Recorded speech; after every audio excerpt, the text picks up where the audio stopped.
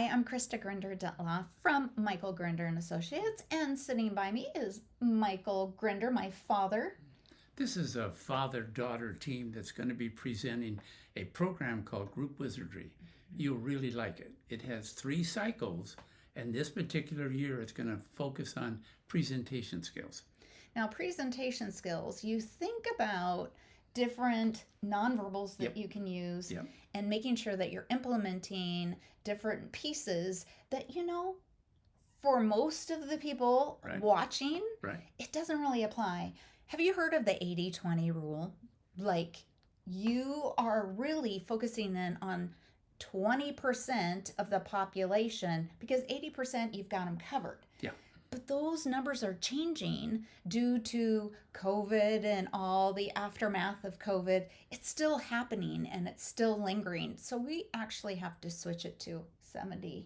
Mm-hmm. It's 30% of who you're talking with that is going to make a difference. But that 30% could influence the 70%. They will. So we have one little tip and trick. Absolutely. Can you introduce that? When you talk with your hands. And as you talk, make sure you pause. But during the pause, keep the hand frozen until you talk again. You don't need this for the 70%, but for those 30%, they're going to go, I don't know how you're holding my attention, but I'm impressed.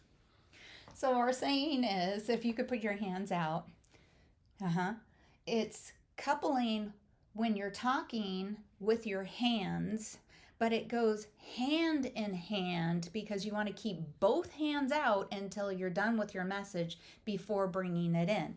Non-verbally, when you keep your hands out, it means you still have more to say, and the brain will keep capturing what you're talking about.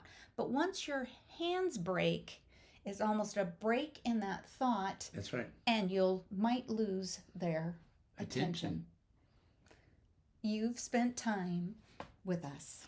Becoming a better communicator. And your time is very valuable. So try these nonverbal tips and tricks today.